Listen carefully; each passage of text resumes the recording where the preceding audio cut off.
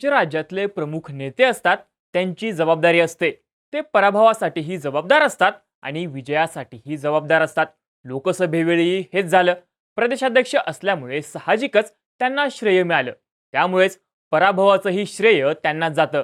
त्यामुळे कदाचित नाना पटोलेंनी राजीनामा सादर केला असेल. त्याबाबत केंद्रातील आमचे हायकमांड निर्णय घेतील. त्यांना काढायचंय की ठेवायचंय हा निर्णय हायकमांडचा आहे. विजय वडेट्टीवारांनी काँग्रेस प्रदेशाध्यक्ष नाना पटोलेंच्या राजीनाम्यावर हे भाष्य केलं. महाराष्ट्र विधानसभा निवडणुकीतील पराभवानंतर नाना पटोलेंनी लागलीच आपला राजीनामा काँग्रेस हायकमांडकडे दिला होता. पण काँग्रेस अध्यक्ष मल्लिकार्जुन खरगे यांनी हा राजीनामा नाकारला. यानंतर आता जवळपास 20 दिवसांनी पुन्हा नाना पटोलेंनी आपला राजीनामा काँग्रेस हायकमांडकडे पाठवला आहे. मल्लिकार्जुन खरगे यांना लिहिलेल्या पत्रात नाना पटोलेंनी आता 4 वर्ष झाली, जबाबदारीतून मुक्त करा, प्रदेश काँग्रेस कमिटी बरखास्त करून नवीन प्रदेशाध्यक्ष नेमण्याची भूमिका पार पाडा असं लिहिल्याचं बोललं जातंय. नाना पटोलेंच्या या राजीनाम्याच्या पत्रामुळे काँग्रेस आता राज्यात खांदेपालट करणार का असे प्रश्न विचारले जात आहेत. पण खरंच काँग्रेस खांदेपालट करणार का? करणार असल्यास त्यामागील कारणं काय आहेत? काँग्रेस नवीन प्रदेशाध्यक्ष म्हणून कुणाला संधी देऊ शकतं? पाहूयात या व्हिडिओतून. नमस्कार, मी चैतन्य आणि तुम्ही बघताय बोल भिडू. 2019च्या विधानसभा निवडणुकीनंतर शिवसेनेचं भाजपसोबत फाटल्यानंतर महाविकास आघाडीची सत्ता राज्यात आली. त्यावेळी काँग्रेसच्या नाना पटोलेंना विधानसभा अध्यक्ष करण्यात आलं.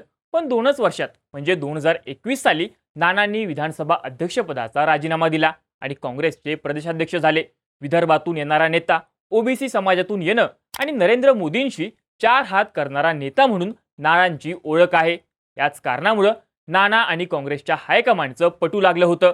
खरं तर नाना 2014 साली भाजपच्या तिकिटावर काँग्रेसचे खासदार झाले होते. पण 2017 साली नाना आणि नरेंद्र मोदी यांच्यात वाद झाला आणि नानांनी आपल्या खासदारकीचा राजीनामा देऊन 2018 साली काँग्रेस जॉईन केली. नानांचा प्रदेशाध्यक्षपदाचा कालावधी काँग्रेससाठी अगदीच वाईट होता असंही नाही. नानांनी प्रदेशाध्यक्षपद स्वीकारल्यानंतर स्थानिक स्वराज्य संस्थेच्या निवडणुकीत, नागपूर शिक्षक आणि पदवीधर विधान परिषदेच्या निवडणुकीत काँग्रेसला चांगलं यश मिळालं होतं. यात नानांचं सगळ्यात जास्त कौतुक झालं ते 2024च्या लोकसभा निवडणुकीत. यावेळी काँग्रेस महाविकास आघाडीत मधला भाऊ म्हणून निवडणूक लढवत होता. कारण महाविकास आघाडीत 21 जागा ठाकरे गटाला गेल्या होत्या तर 17 जागा काँग्रेसकडे आल्या होत्या. यावेळी नाना पटोलेंना ठाकरे गटासोबत हार्ड बार्गेनिंग करावी लागली होती. असं असलं तरी लोकसभेत काँग्रेसनं 17 पैकी 13 जागांवर विजय मिळवला होता. महाविकास आघाडीमध्ये काँग्रेस सर्वात जास्त जागा जिंकून जायंट किलर ठरला होता. पण विधानसभा निवडणुकीत नानांना हा मोमेंटम राखता आला नाही. निवडणुकीचे निकाल लागण्याआधीच मुख्यमंत्री पदावरून नाना आणि ठाकरे गटात वाद निर्माण झाला. याचा परिणाम निवडणुकीच्या निकालात दिसून आला. काँग्रेसनं 101 जागांपैकी फक्त 16 जागा जिंकल्या. महाराष्ट्राला काँग्रेसचं लास्ट फोर्ट्रेस म्हणजे शेवटचा गड असं म्हटलं जायचं. पण काँग्रेसची घसरलेली आकडेवारी पक्षाची राज्यातली नाजूक परिस्थिती दाखवून देते.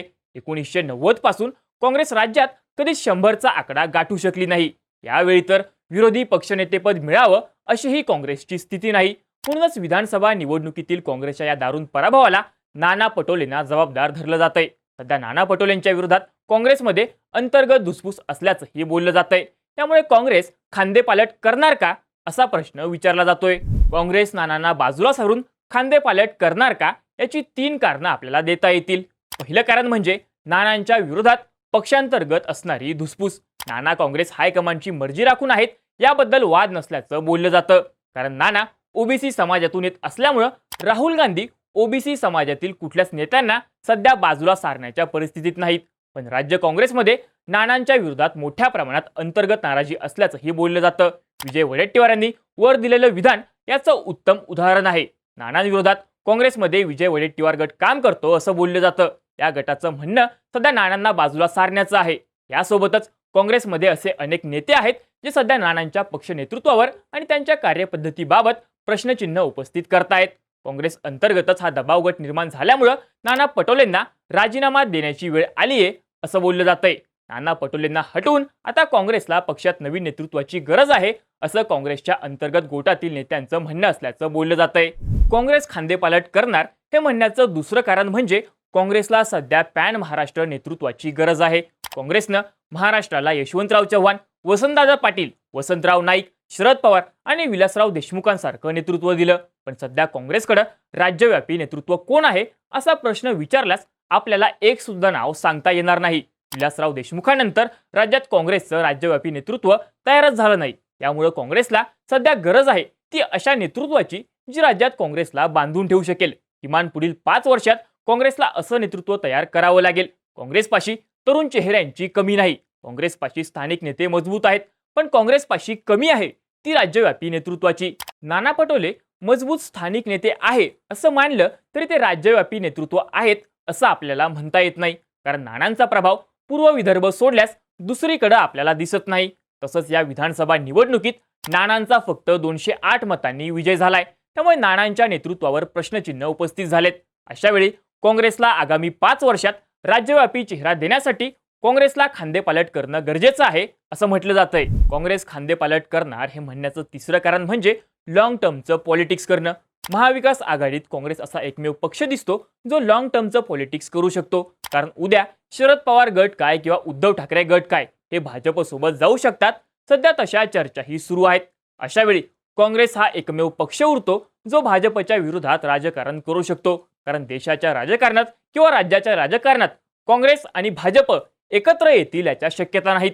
अशा वेळी काँग्रेस भाजपचा प्रमुख विरोधी पक्ष बनतो. त्यामुळे पक्षाला राजकारणात स्कोप आहे. पण हा स्कोप टिकवायचा असेल तर काँग्रेसला खांदेपालट करावी लागणार असं म्हटलं जातंय.